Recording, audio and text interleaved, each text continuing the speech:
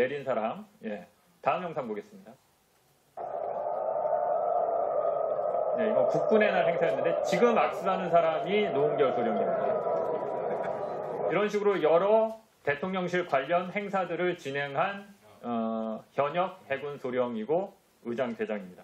그런데 노은결 소령은 올해 10월 23일 날 오전 11시 59분에 제보 메일을 하나 보냅니다. 이 제보 메일 보시겠습니다. 제보 메일의 내용은 이렇습니다. 안녕하십니까. 저는 국방부에서 근무하는 노은결 소령입니다. 군인의 정치적 중립성 유지와 별개로 현 상황이 몹시 위급하고 심각하여 연락드립니다. 저는 현재 협박과 위협을 받고 있고 그들은 가족까지 위협을 가하겠다고 하는 상황입니다. 의장대를 근무했고 뭐 내용이 있습니다. 그러면서 이 같은 이게 좀 제보 메일이 길어서 다 읽지는 않겠습니다. 내가 사고를 당할지 모른다. 생명의 위협이 있을 수 있다라는 제보 메일을 김어준 공장장이 운영하는 경선은 힘들다와 이종원 대표가 운영하는 시사타파 TV에 동시에 같은 제보 메일을 보냅니다. 그런데 놀라운 일이 벌어집니다. 사고가 날지 모른다라는 제보 메일을 보내고 실제로 몇 시간 뒤에 사고가 일어납니다. 노은결 소령님의 기자회견문 낭독이 있겠습니다.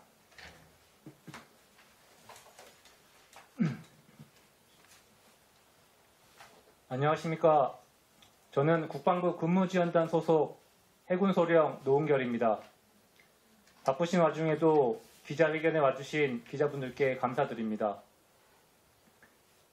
2024년 12월 3일 비상계엄이라는 초유의 상황을 경험하신 기자 여러분과 국민들께서 제 이야기를 믿어주실지 어떻게 받아들이실지 모르겠습니다.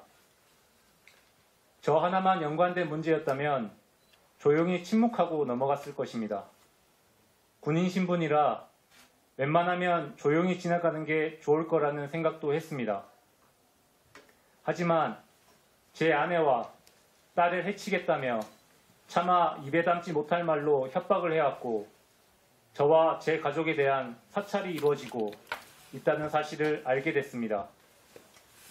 저는 가장으로서 제 가족의 안전을 지키기 위하여 지금 이 자리에 섰습니다.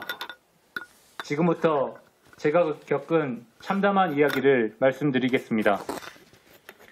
저는 10월 23일 오후 1시경 서울 용산 국방부 영내 병영생활관 8층에서 저를 사찰하던 신원불상의 인력에게 폭행과 협박을 당했습니다.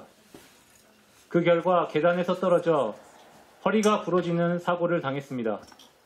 정확히는 요추 2번 골절 및 왼쪽 손목 골절 수술을 받았고 군 의무조사를 통해 심신장애 등급 7급, 장애 보상 등급 3급, 상위 등급 6급으로 퇴역 대상이 되었지만 전역 부동의 및 계속 복무 신청을 해둔 상태이며 현재는 재활 치료 중에 있습니다. 당시 신원불상의 그 인원은 저에게 대통령에게 충성 맹세하지 않는 종북 불온 세력 빨갱이라고 하였고 저뿐만 아니라 가족에게도 협박을 하였는데 제가 보는 앞에서 제 와이프를 성폭행하고 이제 2돌 된 제 딸은 얼굴에 큰 상처를 내서 평생 후회하도록 만들겠다고 얘기를 하였습니다. 이 같은 모욕과 협박을 듣고 평생 침묵하면서 살 수 없다고 생각했습니다. 언제든 가족들에게 해를 끼칠지 모른다는 불안감에 시달리면서 계속 살 수는 없었습니다. 만에 하나 가족들에게 실제로 안 좋은 일이 일어난다면 그 죄책감을 감당할 자신이 없었습니다. 기자회견을 한다고 해서 문제가 해결될지 가족들을 더 위험하게 만드는 건 아닐지 두렵고 떨리지만 가족들을 생각하고 진실을 알리는 게 맞다고 생각해서 용기를 내서 이 자리에 섰습니다. 저는 2022년 1월부터 2023년 10월 말까지 약 22개월간 국방부 근무지원단 의장대대 해군의장대 대장으로 근무하였고 올해 7월 육아휴직을 신청해 현재는 휴직 상태입니다. 사찰을 받게 된 경위에 대해서 말씀드리겠습니다. 저는 국군의 날, 외국 정상 방문 등 대통령실과 관련된 행사를 해왔습니다. 대통령실 1층에 들어서면 양쪽 벽면과 천장에 그림이 있었습니다. 그 그림을 보고 일반적이지 않다는 생각을 해왔습니다. 무속과 주술과 관련된 그림처럼 느껴졌고 행사 대기 중 경호처 소속으로 판단되는 인원들이 자기들끼리 말하길 김건희 여사가 그림을 구입했다. 그림이 매우 비싸다. 무술이나 주술적인 의미가 있다더라. 라고 말하는 걸 우연히 듣게 되었습니다. 이후로 저는 대통령실에 들어갔다가 이상한 얘기를 듣거나 하면 대통령실을 나와 저의 휴대전화에 보이스 녹음 형식으로 들은 내용을 녹음했습니다. 지나가면서 들었던 얘기를 옮긴 것에 불과하기 때문에 사실인지를 입증할 수는 없었습니다. 다만 훗날 의미 있는 기록이 될 수 있다는 생각에 일단 녹음을 하였습니다. 제가 사찰을 당하고 있다는 사실을 알게 된 건 올해 7월이었습니다. 저는 해군 관사인 바다마을 아파트에 살고 있습니다.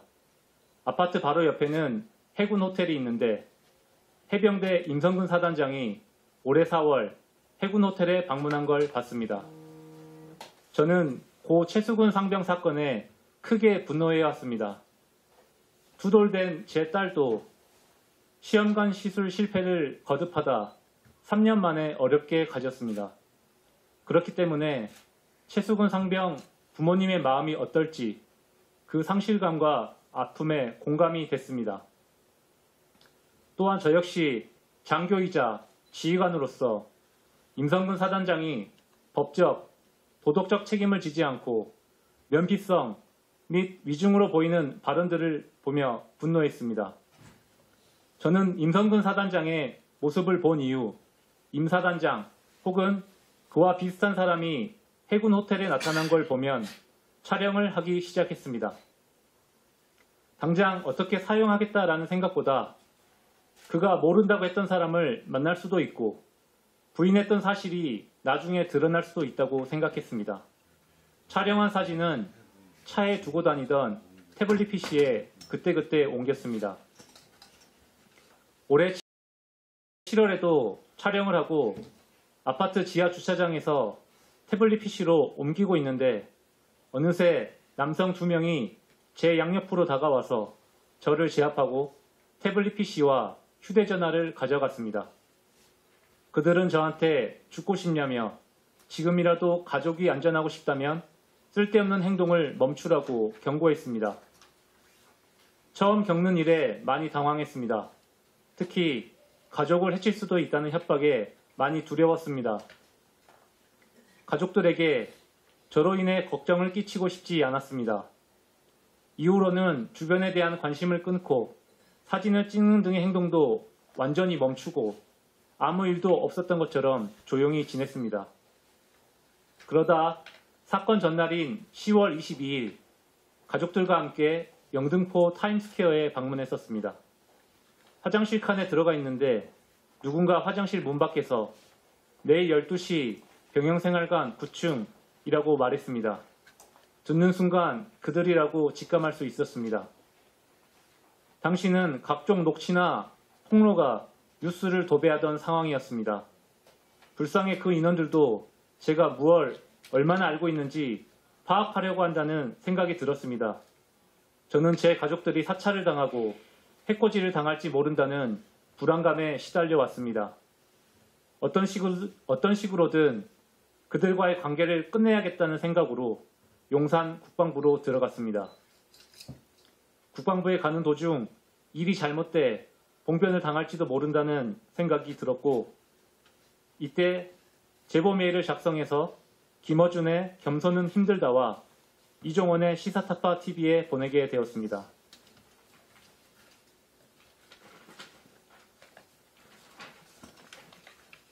동문 행정안전실에서 출입 조치를 받아 병영생활관으로 곧장 갔습니다. 한참을 기다리던 중 선글라스와 마스크를 쓴 남자가 나타나 욕을 하는 동시에 제 복부를 가격하며 어디까지 알고 있느냐, 누가 또 알고 있느냐고 물었습니다. 가족은 전혀 모르고 이제 그만하려 한다고 대답했습니다. 선글라스의 남성은 다른 곳에 제보한 적 없는지 캐물었습니다. 저는 제보한 적이 없다고 잡아댔지만 신원 이상의 그 남성은 제 핸드폰을 빼앗아 뒤져보기 시작했고 곧 제가 제보한 사실을 알게 되었습니다. 그는 불같이 화를 내며 가지고 온 전선줄을 꺼내 저에게 계단에 묶으라고 시켰습니다. 이후 저를 계단 난간 바깥쪽에 매달리게 했습니다. 저들과의 관계를 끝내야겠다는 생각으로 오늘만 순순히 잘 따르면 저와 가족이 안전할 수 있다는 생각에 모든 지시에 저항 없이 따랐습니다. 계단 바깥쪽에 매달리자 멀티탭 전선으로 제 목을 묶었습니다. 그는 여기서 떨어져 봐야 죽지 않고 허리병신 정도만 된다. 오늘은 경고로 끝내겠지만 다음번에는 가만두지 않겠다 라고 했습니다. 그러면서 네가 아는 게 무엇이냐 물었고 아는 게 없고 그만 끝내고 싶다라고 제가 대답하자 그는 저를 도발할 생각인지 앞서 말씀드린 참담한 말로 저와 제 가족들을 협박했습니다. 그의 말에 흥분한 저도 소리치며 계단을 넘어가기 위해 저항하기 시작했습니다. 당황한 그는 저를 때리기 시작했고 저는 계단에서 떨어져 허리를 비롯한 온몸의 충격으로 정신을 잃었다가 그날 저녁 발견돼 국군 수도통합병원으로 이송되어 수술을 받게 되었습니다. 군인으로 복무하면서 임성근 사단장에 대한 분노로 그의 사진을 찍은 게 떳떳하지 못한 행동이란 것을 잘 알고 있습니다. 하지만 저와 제 가족을 불법적으로 사찰하고 아내와 딸의 안전을 협박하고 나아가 저를 폭행한 것은 용서받을 수 없는 국가 폭력이라고 생각합니다. 저들이 무서워 그냥 조용히 살자라고도 생각해봤습니다. 나만 입 다물고 있으면 가족에게 큰 일은 벌어지지 않겠지라는 생각도 해보았습니다. 하지만 10월 23일부터 저와 제 가족은 두려움과 불안에 시달리고 있고 집 밖에 나가지도 못하고 있습니다. 평생을 이렇게 살 수는 없다라고 생각했고 어떤 식으로든 저와 제 가족이 당한 불법 사찰과 폭력을 끝내야 한다 생각했습니다. 저에게 사건 당일 위해를 가한 그 인물에게 말하고 싶습니다. 지금이라도 자수하고 양심 고백을 하십시오.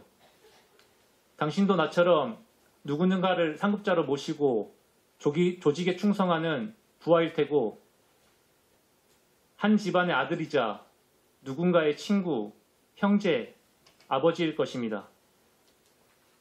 올바르지 못한 지시와 판단으로 잘못을 저질렀다면 지금이라도 양심 고백을 통해 바로 잡으라는 이야기를 하고 싶습니다. 저의 사고에 대한 국방부의 조사가 시작되었고 저는 병영생활관 주변에 설치된 CCTV를 분석해 줄 것을 요청했습니다. 군 수사관들은 대통령실 경호처가 관할권을 가지고 있어 쉽지 않을 것이라고 했습니다. 대통령실 경호처에 요청드립니다. 군 수사에 협조해 주시기 바랍니다.